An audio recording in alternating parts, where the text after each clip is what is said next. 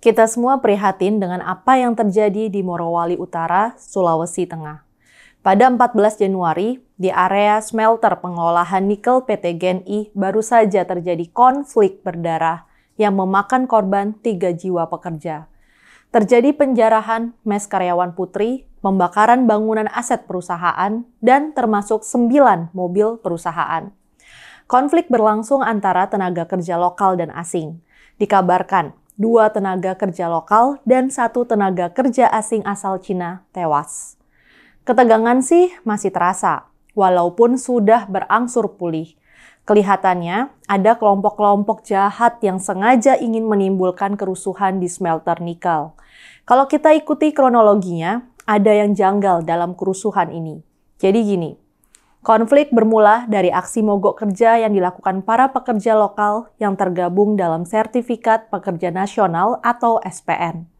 Mereka punya sejumlah tuntutan terhadap PT GenI, terutama terkait kesehatan dan keselamatan kerja. Ini terjadi karena sudah 2 korban tewas di smelter akibat buruknya perlindungan keselamatan kerja. Proses mediasi antara Direksi GNI dan SPN oleh Kantor Dinas Ketenagakerjaan Morowali Utara berlangsungnya alot banget. Tapi sebenarnya pada 13 Januari dari 8 tuntutan pekerja, hampir semua sudah dikabulkan GNI. Bukan cuma soal kesehatan dan keselamatan kerja, tapi juga soal outsourcing hak pekerja dan lainnya. Tinggal 1 yang belum bisa disetujui, yaitu tuntutan agar perusahaan memperkerjakan kembali karyawan yang sebelumnya diberhentikan karena terlibat dalam aksi mogok. Tuntutan terakhir ini belum dipenuhi karena perusahaan masih menunggu hasil mediasi lanjutan pada 16 Januari. Entah bagaimana, seusai mediasi, kondisi memburuk. Para pekerja Serikat Pekerja Nasional melakukan sweeping, tapi para pekerja Cina menolak ikut mogok. Ini bisa dimaklumi karena mereka memang tidak punya tradisi mogok kerja.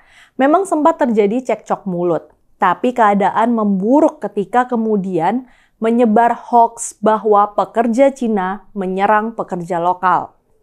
Berita bohong ini menyebar luas yang menimbulkan kemarahan sehingga adu fisik pun terjadi.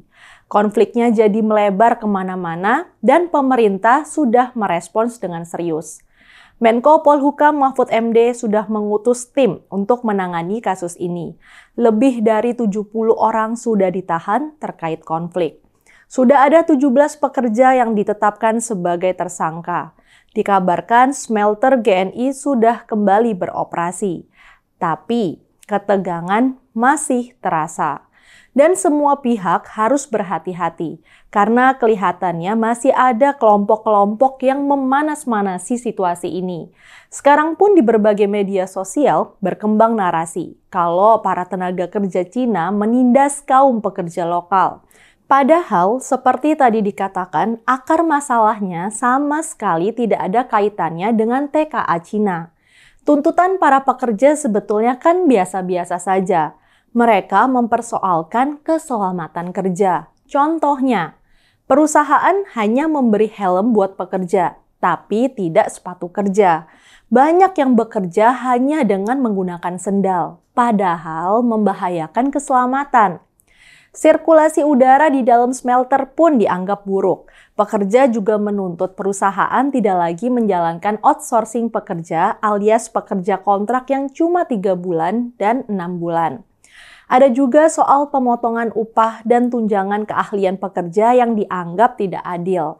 Atau soal surat sakit dari luar perusahaan yang tidak diakui. Jadi tuntutan-tuntutannya sangat normal dan tidak ada sama sekali hubungannya dengan tenaga kerja Cina. Dan itu pun mediasinya hampir final. Tapi kenapa bisa sampai berkembang menjadi konflik ras yang semacam ini? Ya sangat mungkin karena memang ada yang ingin merusak industri nikel Indonesia. Apa yang terjadi GNI ini bisa jadi adalah sekedar puncak gunung es. Indonesia saat ini sedang serius membangkitkan industri nikel. Indonesia memang kaya dengan nikel. Indonesia memiliki 30% cadangan nikel dunia sebesar 21 juta ton. Pasar terbesar nikel Indonesia selama ini adalah Eropa dan Cina. Tapi selama bertahun-tahun Indonesia nggak bisa mendapatkan keuntungan yang optimal.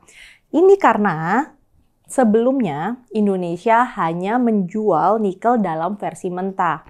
Untuk menjaga nilai tambah, pemerintah melarang ekspor nikel mentah mulai tahun 2020. Jadi biji nikelnya harus diolah dulu di smelter, baru kemudian diekspor sebagai nikel olahan.